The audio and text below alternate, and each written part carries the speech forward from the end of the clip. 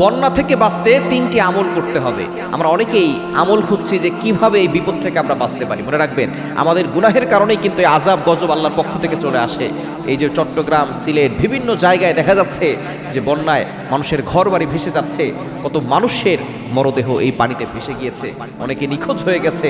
একটা ছোট্ট বাচ্চা দেখলাম, তাকে উদ্ধার করেছে, পাতিলে করে তাকে নিয়ে আসা হচ্ছে, এবং একটা ছোট্ট বাচ্চা এই পানিতে পড়ে মারাও গিয়েছে।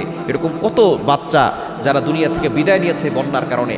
এই আমাদের গুনাহের কারণেই কিন্তু এই গজব আসতে পারে। এজন্য অবশ্যই গুনাহ ছাড়তে হবে, কারণ আল্লাহ তাআলা নিজে বলে দিয়েছেন 21 নম্বর পারা 7 নম্বর পৃষ্ঠা 14 নম্বর লাইন সূরা রুমের 41 41 নম্বর আয়াতে আল্লাহ বলছেন, যহরাল ফাসাদু ফিল বাররি ওয়াল বাহরি বিমা কাসাবাত আইদিন নাস ওয়াল the danger coming from the ground in the water is our hand. জলে স্তরে যে দুর্যোগ, মহামারী, বিপর্যয় ধেয়ে আসছে, এগুলো সবগুলো আমাদের হাতের কামাই। এজন্য আসুন আমরা গুনাহ ছেড়ে দেই। 1 নম্বর কাজ হচ্ছে ইস্তেগফার বেশি বেশি পড়তে হবে, আল্লাহর কাছে ক্ষমা প্রার্থনা করতে হবে, আল্লাহর কাছে তওবা করতে হবে। 2 নম্বর হচ্ছে দোয়া ইউনুস পড়তে হবে, লা ইলাহা ইল্লা আনতা সুবহানাকা ইন্নী কুনতু মিনাজ জালিমিন। এই ছোট্ট দোয়াটা বেশি বেশি পড়বেন, যত বেশি পারবেন তত বেশি পড়বেন। কঠিন বিপদে এই দোয়া পড়লে আল্লাহ পাক রব্বুল আলামিন গায়েবীভাবে সাহায্য করেন, যেটা হয়তো ইউনুস আলাইহিস সালামকে আল্লাহ তাআলা করেছিলেন। এবং 3 নম্বর হচ্ছে অতি বৃষ্টি হলে আল্লাহুম্মা হাওয়ালাইনা ওয়ালা আলাইনা, এই ছোট্ট দোয়াটা বেশি বেশি পড়বেন। আল্লাহ পাক রব্বুল আলামিন এই অতি বৃষ্টি এবং বন্যার কবল থেকে আল্লাহ তাআলা আমাদের সকলকে হেফাজত করুন। সকলে পড়েন আমিন।